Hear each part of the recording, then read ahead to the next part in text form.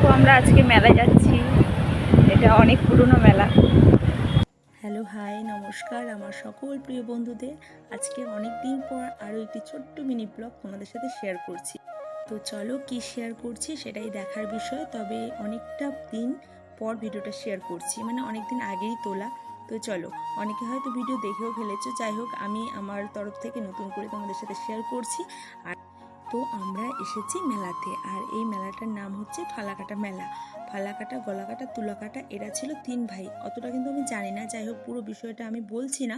অনেক দিন আগে একটা গল্প শুনেছি, তো সেই গল্পটা অনেক সত্যি আর অনেক জাগ্রত। এই ঠাকুরটা আমাদের বাড়ির পাশে, বেশি একটা দূরে না, 1 কিলোমিটার 1.5 কিলোমিটার হবে। তো যাই হোক, আজকে মেলাটা প্রত্যেক বছরই হয়, অনেক পুরনো মেলা, তবে আজকে রেকর্ড করেছে। কারণ এই মেলাতে প্রত্যেকটা বছর বৃষ্টি থাকে আর অনেক কাদা জমে যায়। তো এবছর আর কি বৃষ্টি হয়নি, সারাদিনই খুব সুন্দর পুজো হয়েছে। আর দেখো মেলাটা কত ভিড় জমজমাটি হয়েছে, সে কারণেই বললাম এবছর একদম রেকর্ড করেছে।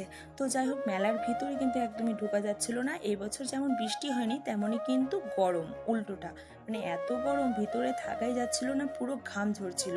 মেলা তো আমাদের ঘোরা হয়ে গেছে, এবার বাইরে বেরিয়ে এসে মেয়ে আমার এই বড় জাম্পিংয়ে উঠবে। তো মেয়ের বায়না রাখতে বাবা এসে চলে গেল টিকিট কাটতে। মেয়ে এবার যতক্ষণ লাফাঝাপা করবে ততক্ষণ আমরা এখানে দাঁড়িয়ে থাকবো, কারণ একদমই থাকা যাচ্ছিল না মেলার ভিতরে। আর এবছর যেহেতু বৃষ্টি হয়নি সে কারণে ভিড়টাও বেশি হয়েছিল। আচ্ছা, তোমরা কারা কারা জানো বলো তো এই মেলার সম্পর্কে মূল তথ্য? তোমরা যদি কেউ জেনে অবশ্যই আমাকে কমেন্টে জানিও, আর আমার সমস্ত বন্ধুদেরও জানার সুযোগ করে দিও। তো বন্ধুরা, তোমরা কারা কারা গেছো এই মেলাতে বলো তো? এবছর কিন্তু খুব ভিড় হয়েছিল। যাই হোক, খুব সুন্দর মেলা ঘুরেছি। মেলা ঘোরা হয়ে গেছে, এবার বাড়ির জন্য গরম গরম জিলাপি আর নিমকি নিয়ে নিচ্ছি। আর যেহেতু আমাদের নিরামিষ, কিছুই খাবো না, সে কারণে আমার আবদারে বর আমাকে মিষ্টি পান খাওয়াচ্ছে।